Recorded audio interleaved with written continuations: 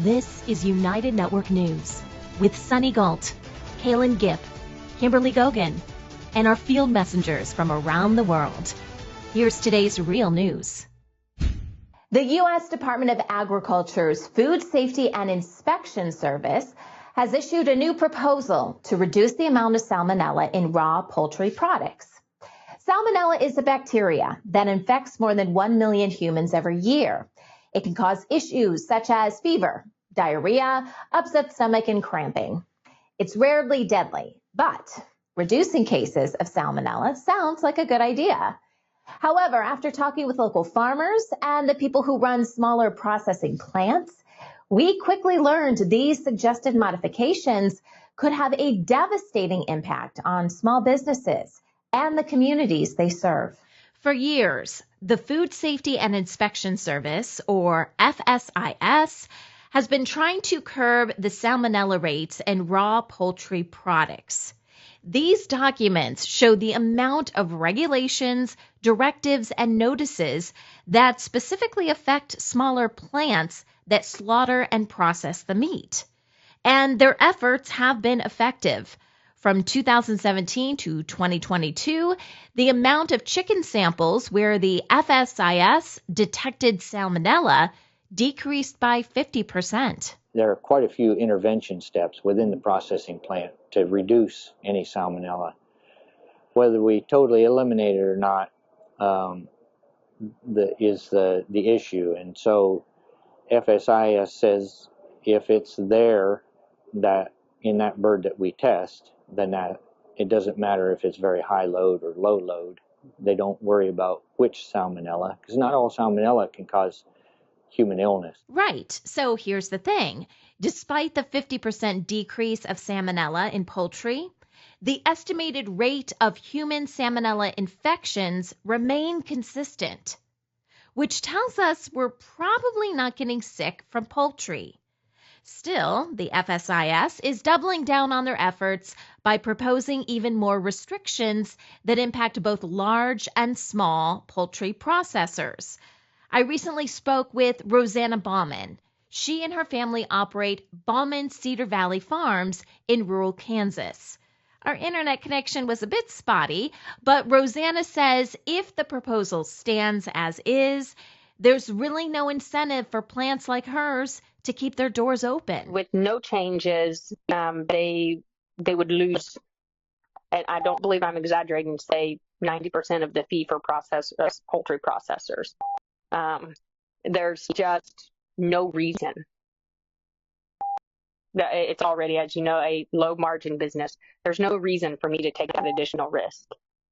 I don't see any way to win out of it. So people's just going to shut their doors. In general, this proposal from FSIS is pretty vague, which is concerning for smaller processors. New testing would be required at 2 points in the process. One occurs before the bird is chilled and another after the bird is chilled, which doesn't make sense because all the birds are chilled before they ever reach the public. Cooling reduces a lot of microbiological activity. So why are they testing a hot bird? And they're testing for all 157 types of salmonella, whether alive or dead, even though the dead salmonella can't make you sick. If salmonella is found, you have to test again to see if you have a dangerous form of salmonella. And if you do, you have to either destroy the lot or cook it. Neither are good options. Not only do you lose money, but cooking facilities don't exist for smaller plants, and there aren't any exemptions. I butcher for 500 different people, all having different circumstances, all having different things. These are not my birds. There's a number, USDA clearly did not even consider the fee-for-service processors when they submitted this proposal because there's a number of different issues there. One, as it currently stands, the USDA is going to be testing, or there's no exemptions for chicken that is not for sale. Like if you bring your chickens that you raised in your backyard to me for processing services and I slaughter them and you take them back home and cook them and feed them to your family, at no point are they entering commerce they would not be exempted from this salmonella legislation, which is a clear overreach of the USDA's authority. They're only supposed to govern poultry in commerce. And when there's no sale, there's no commerce. Rosanna says this new legislation also puts a lot of pressure on small processing plants like hers. Even though salmonella is a bacteria appearing naturally in all chickens, these new testing procedures make it seem as if it's the processing plant's fault if salmonella is detected. In other words, they are classifying salmonella in poultry as an adulterant, even though the USDA tried the same thing with the beef industry years ago and failed. Still, according to this proposal, plants like Rosanna's would have to destroy the birds because they can't cook them, resulting in a complete loss for the farmer, who may now have legal precedent to request reimbursement. If I go back to a farmer and say, I'm sorry, I have to throw out all your birds, they would have legal precedent, I think, to say that I contaminated their bird and that I'm now responsible to reimburse them for that. So there's that. There's then the other thing is, as a fee for processor, I don't know how I'm going to get any liability insurance. Who's going to want to carry me as an insurance person? Right now, I have liability insurance if I have mechanical breakdowns. I'm processing your chickens. Something happens and they're no longer food safe because my cooler broke down or, something like that, and I have to throw out your birds. I can get a check from my insurance company and pay you for your loss of product.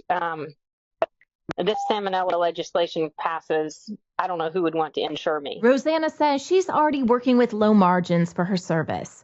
Unless major changes are made to this framework from the FSIS, there's just too much risk and not enough reward.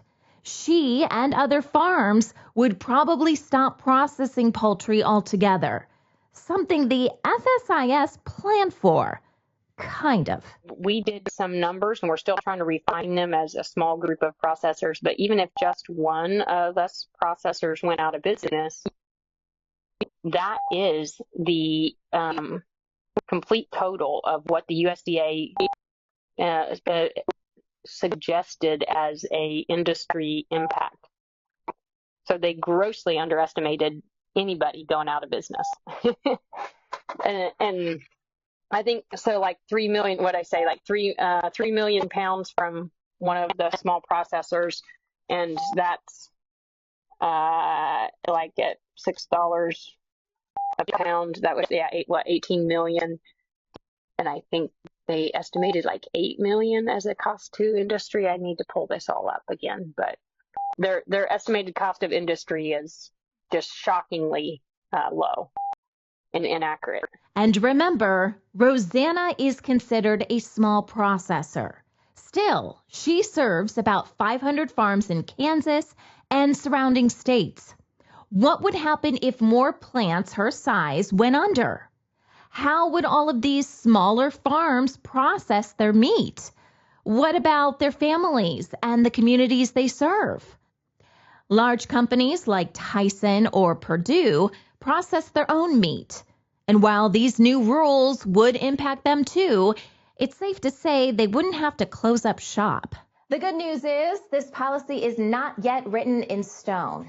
Rosanna is among many small farmers and processors who have voiced their concerns to these government agencies.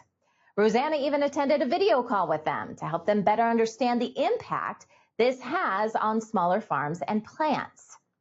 Still, the greatest impact comes from the consumers. That's the reason these agencies give for creating the salmonella rules in the first place. It's to please the public. So now is the time for you to share your voice. Visit regulations.gov and help support smaller poultry farms and processing plants. They have just extended the time for public comment on these proposed changes to January 17th. The Kangen water filtration system is designed to convert regular tap water into alkaline water, renowned for its health benefits. UNN Field Messenger Amy interviews her mother, Lily, who has been using this system for many years. Hi, Field Messenger Amy reporting for UNN from Ridgewood, New Jersey. And today I'm here with my mother, Lily, and she's going to be 89 next month. And they drink this filtered water system, and she's going to tell us more about it. Hi, this is Lily, and this is my Kangen water filtration system. Had it for many years. My cousin was selling them and told me about the goodness of alkaline water in the body, how the acids in the body are not wear out the insides, and the good chemicals, the acids wear you out. So the alkaline water is healthier for your body to drink. I use it for coffee, for cooking, drinking, and not bathing. You could put your bottle here and collect, is it the 9.5 water, clean water. You could have a more acid water for whatever your purpose, or a strong acid for sanitary cleaning of floors and stronger things you'd like to do, your kitchen sink, your stoves, whatever. We've been using it for many years. The water has such a fresh, delicious taste. When it's fresh, comes right out of the filter, and we really enjoy it. I use it for, as I say, soups and foods and coffees and drinking. And then we have been fortunate. My husband just turned 90, and I'm going to be 89. And we feel that good water is very important for the whole body function. Okay, now I turn it on, plug it under the sink, and you get residue, and you get your Kangen water. Yeah, you got your chemicals in. You're very strong, mostly chlorine in the residue. The other water is it's got a very fresh, cold, crisp taste. It's delicious. Thanks for watching. Bye. South Africa is a nation rich in diversity and culture, but it's struggling with a big challenge: food insecurity. Despite its agricultural potential, many communities find it tough to access enough nutritious food to lead healthy lives.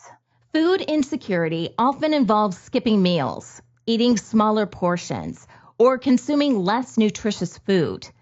This situation contributes to long-term health problems, increased mental stress, and has been linked to higher levels of gender-based violence. At the heart of this problem lies poverty, deeply rooted in the nation's history and ongoing socioeconomic challenges. A major contributor is the enduring legacy of apartheid. This era of racial discrimination stripped many of land and resources, distorting economic markets and social institutions. Such impacts have led to high levels of adult illiteracy, homelessness, and unemployment, factors that perpetuate poverty and consequently food insecurity, with provinces like Limpopo, KwaZulu-Natal, and the Eastern Cape suffering the most. Government policies often favor urban development, leaving rural areas neglected.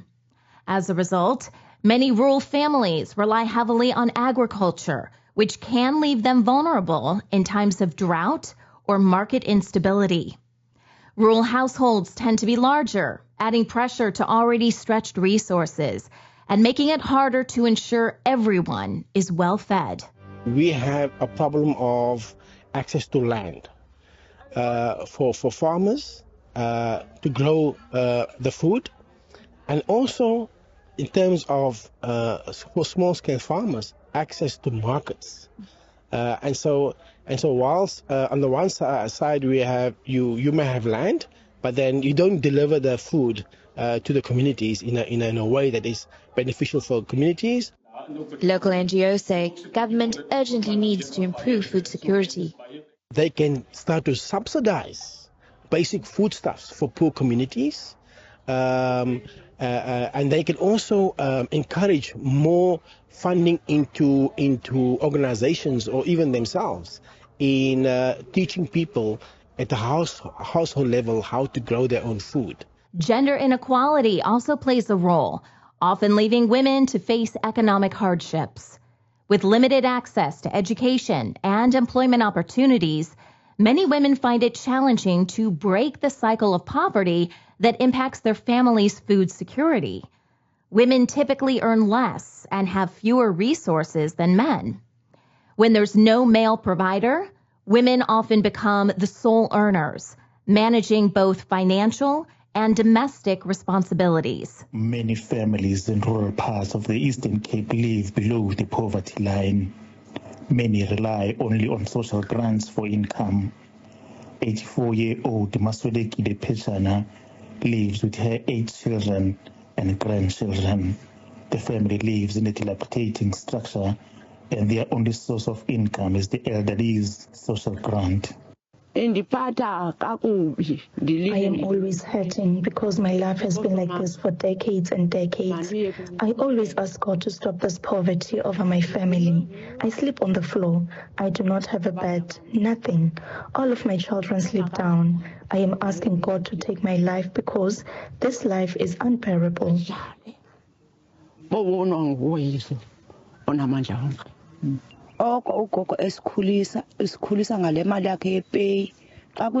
grew up suffering under the watch of my mother. We have been poor since we were born. We are really worried because my mother is old, and should she die, we are out. We sleep on empty stomach because there are many of us here and we are not working.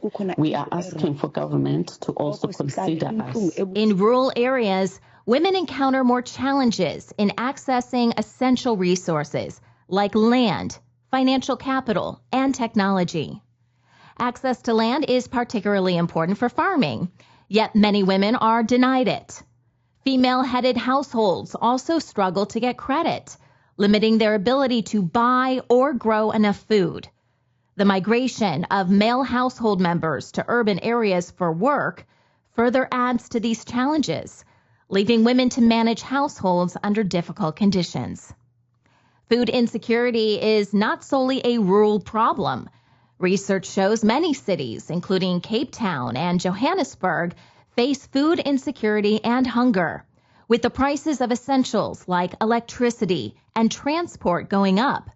Budgets are getting tighter, leaving less room for food. Though healthy food is abundant, many people can't afford it. A major factor in this crisis is the gap between wages and living costs. In Cape Town, for example, the cost of a basic food basket is more than what someone earns in a month on the national minimum wage, which leaves a big budget gap. We anticipate that around half of our population have enough money to buy food for 2 weeks or even 3 weeks of every month, and where they run out of funds because they rely on a social grant, but 4 or 5 or 6 or 7 or 8 family members all rely on that social grant, they run out of food sooner, and then they have to employ coping strategies like eating less food, skipping meals. They've got to buy cheaper food, sometimes unsafe foods, to be able to survive and last till the end of the month. Some have even told us that they have to take out loans from loan sharks, and they charge in excess of 40% interest, and they hold back their social grant cards until they get their monies, etc. So we do find that the poor just don't have the financial resource to buy basic foods, let alone healthy foods, to be able to have proper nutrition.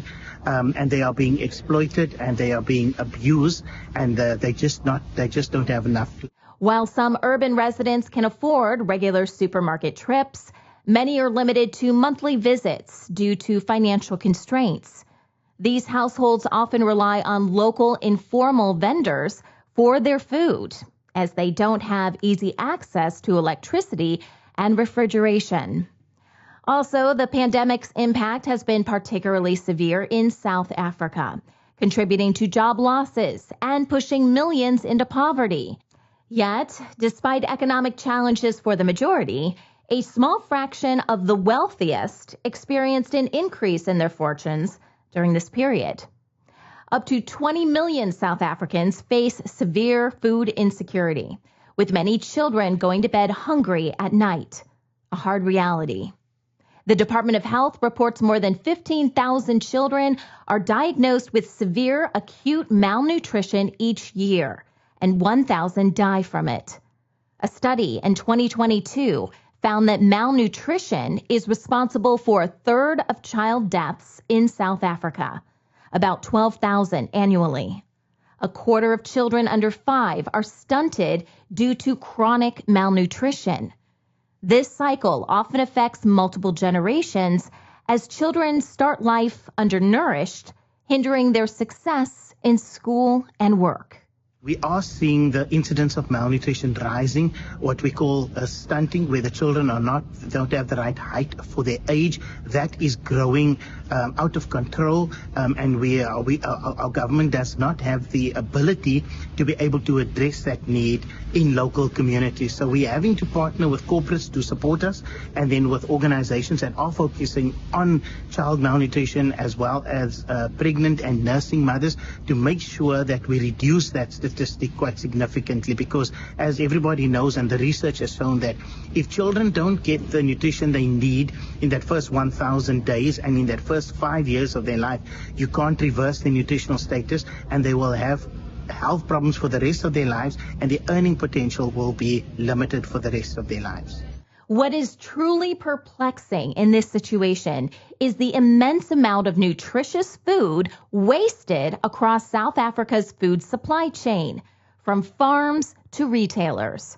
Every year, more than 10 million tons of good food are wasted. That's like 30 billion meals, more than enough to feed everyone who needs it. Efforts to tackle these challenges have included investing in subsistence farming and supporting smallholder farmers. However, analysts believe real change needs new policies that focus more on protecting human rights, helping people claim their rights to food and economic opportunities. Experts say a holistic approach is needed to significantly reduce poverty and promote sustainable development in the region. The Scenic Rim Beekeeping Project in Tamborine, Australia, aims to restore local ecosystems by bringing bees back to both suburban and rural areas. UNN Field Messenger Kezza M interviews the visionary leader of this initiative. Hello, I'm Kezza M, standing in the Scenic Rim at Tamborine Superfoods Farm and reporting for United Networks News. So we are really excited to present a concept around beekeeping that David McCory has come up with and is actively going around the Scenic Rim implementing his ideas. G'day, I'm David. I'm here to share my project idea of helping community grow bees and gardens. I started years ago, become a full-time thing. I'm passionate about it. I've got people joining me, helping me, being a service to each other and community. It's not a business, it's a lifestyle choice. I've managed to help people who are disabled have bees, people who have got no pollen in market gardens have bees, and learn a lot about bees myself. Now I'm out everywhere, every day, in community, sharing the knowledge that I have and teaching people how to do exactly what I'm doing. We're getting products, we're teaching people how to have products, we're growing food, teaching people how to grow food. Without the bees, we have no food, and that was a big concern. So I've taken it upon myself to stop working and go out and become a beekeeper, which was totally random. And now I'm full-time known for being David, the community beekeeper, and that's what I do. So I have a couple of people that have little market gardens that are pretty unsuccessful because they don't have pollinators, because they're in an area where there's now suburbs in the backdrops of their ruralish areas, and then the bees have all failed and there's nothing there. All the beekeepers have left. It's no longer rural, it's a bit suburbia, it's a bit rural, but there's no bees. So I've taken bees to their properties and managed to make them survive for years and years. And we're having relationships ongoing with sharing our produce. We're having different things. One place we're on our 4th year of asparagus. You can imagine that, 4 years of asparagus growing. Well, that takes forever, that stuff. But we're watching it year after year. Every time I go back and I get to witness it. And originally they weren't going to do any more gardens because they had no bees. So as soon as I put bees there, they got back into the gardens, and now I'm watching them and pretty much learning from the gardeners how to be a better gardener, because they're giving me all their first-hand experience in relation to different things. Another fella, he's a bit of an expert on rosellas and pumpkins and stuff. I put bees at his place. We went out in the yard and all the flowers were sitting there with no bees. Within 6 months of having bees, every flower that he had was turned into fruit. Now the whole garden's fully live, full of plants, fully loaded, full of vegetables. Now he's got a stall out the front with an honesty box. I am busy with a few guys who have stepped up and are mentoring them into becoming fully self-sufficient and independent beekeepers. What I'm hopeful is to get some of the older guys who are finding it hard to come along and be part of the mentorship, even though they're less physical, so they can be part of passing on the knowledge. We create a network of community people who are service to each other without any other intentions of really anything. It's just an act of doing with our heart and love. So that's where we're at with that.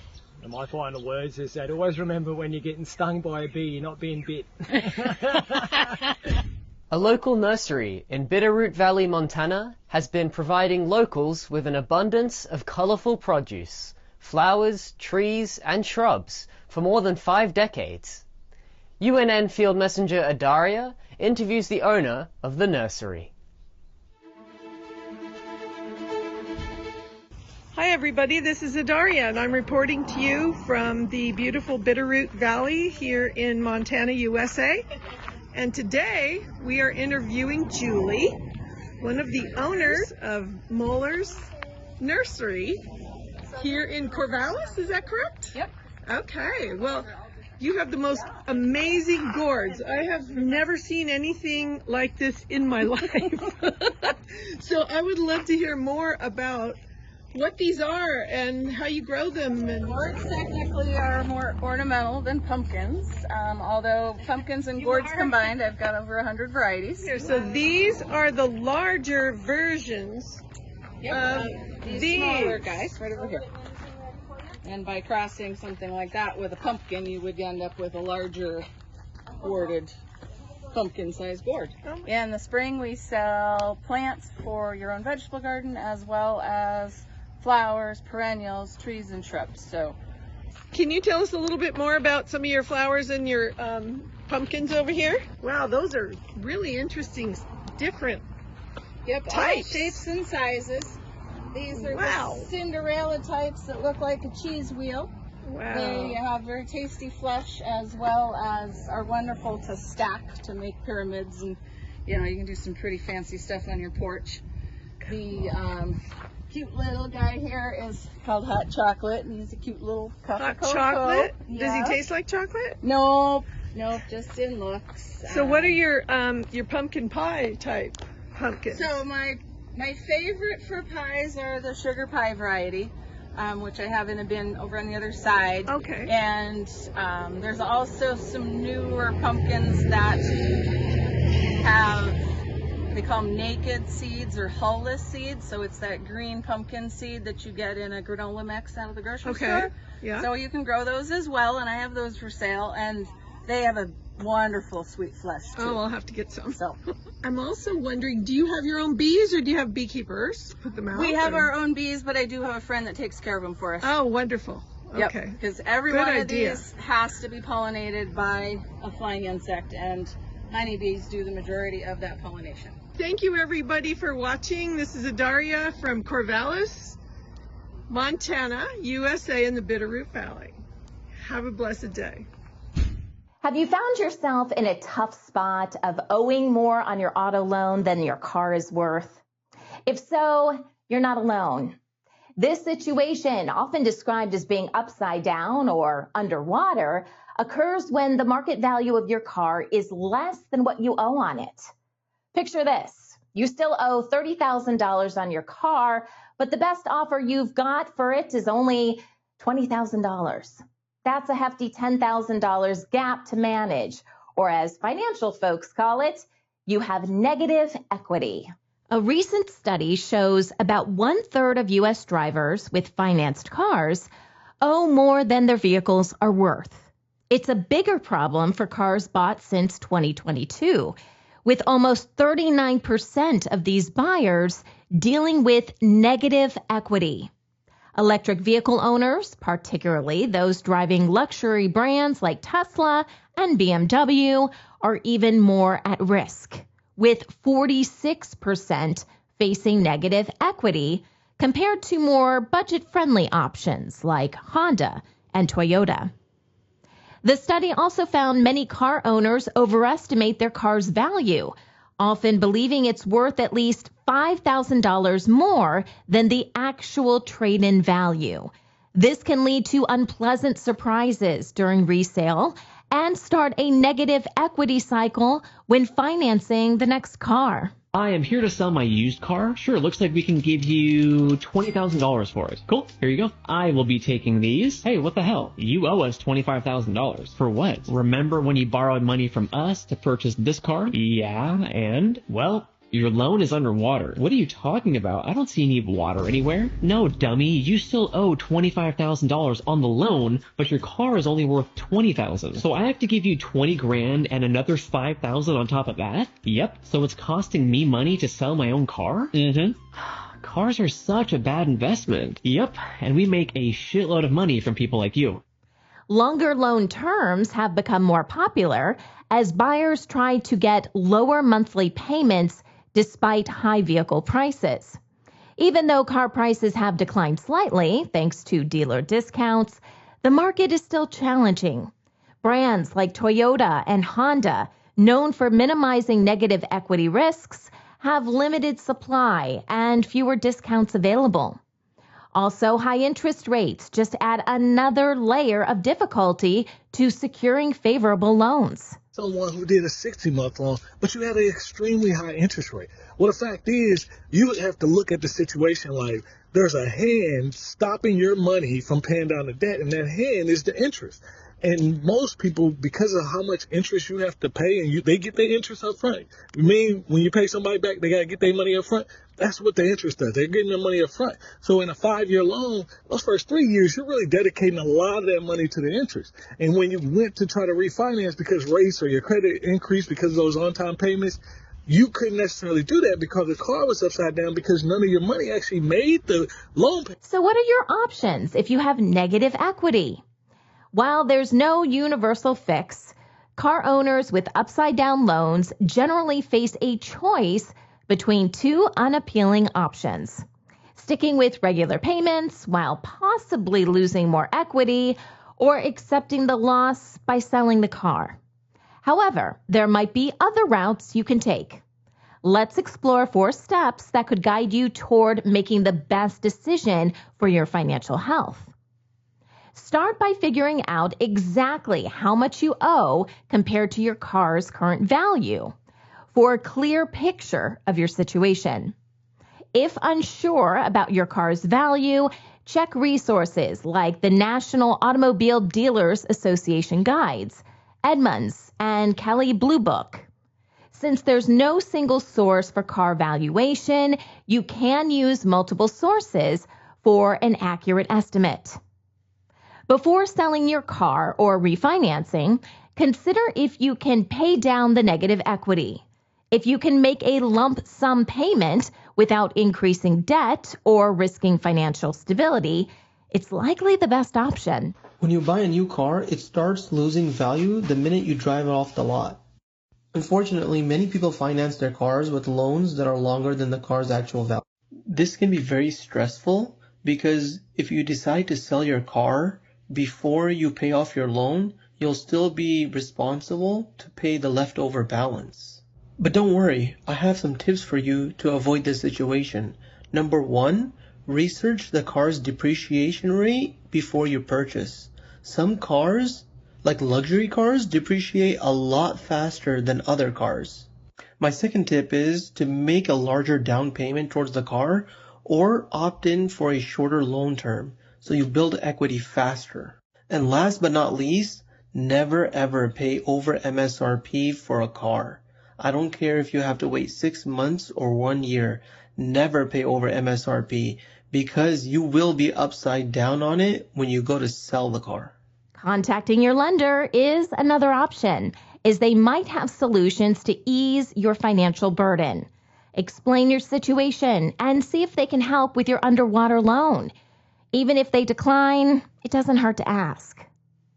If your budget allows, consider making extra payments toward your principal each month. This can help you pay off your loan faster and reduce your balance quicker than your car depreciates. You'll still need to deal with negative equity, but sticking with your car and paying off the loan might be best. If your lender can't help and you have good credit, refinancing at a lower interest rate might be an option. When refinancing an upside-down loan for a lower rate, it's important to find the right terms. Low monthly payments are appealing, but they can extend the loan's life and increase negative equity.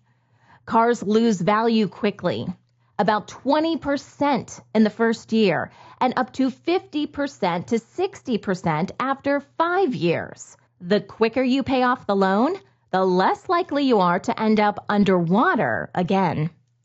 If your car loan is upside down, consider options to get out from under it. Here's how. Sell or trade it to a dealer. If you really can't afford another car right now, you can sell yours outright to a dealer. They'll pay off most of the loan remainder, and then you'll need to come up with the difference in cash or by taking out a small personal loan, which will eliminate subsequent car payments. Refinance your existing car loan. This will only work if a lower rate or longer loan terms are available. Don't take out another loan where the finance terms exceed the car's value like before. Run the new loan's terms through an online loan calculator first to ensure it won't go upside down. Keep in mind, refinancing will serve as a short-term affordability solution, and only if you plan on hanging on to the car for quite some time. Private party sale. It's true that you'll probably get more money using this approach, but first, notify your lender of your intentions. See if the loan is transferable to another party. If not, you'll need to come up with the difference between the sale price and the loan payoff amount. Consider that it takes a private seller on average more than 60 days to sell a used car. Another option is just to hang on to your car and continue making payments until its value is above water again. But in the meantime, increased mileage could further depreciate its value. If your car gets totaled, you may get stuck with forking out the difference between the insurance check and the remaining loan balance. If worst comes to worst, it might be time to let go of the vehicle. Weigh the costs against the benefits to see if this is the best path for you. If you're selling your car, aim for a good price to cover more of your loan. Detailing or mechanical fixes can bring better offers. If your budget is tight, even a wash and a wax helps. Considering trading your car for something new? While easy, trade-ins often bring less money than selling privately. You'll still need to pay off your existing loan, which usually gets added to your new loan, risking debt again. For private sales, online platforms are cost-effective and reach a wider audience. Use your network and post on free sites like Craigslist. If a private sale isn't possible, consider trading in your car with the remaining loan for a leased vehicle. That balance can be included in the lease. Leasing might not be your first choice, but Edmunds notes it eliminates resale value concerns since the car returns to the dealership at lease's end. Ultimately, the right course of action depends on your financial landscape, including your budget, credit, and when you'd like to have the loan fully paid. Whatever you choose, knowing your options can save you money while sorting out your loan situation. UNN is changing the face of news. Join us for our weekly field messenger meetings and learn how you can make a difference. Visit unitednetwork.earth for more information. Thanks for watching.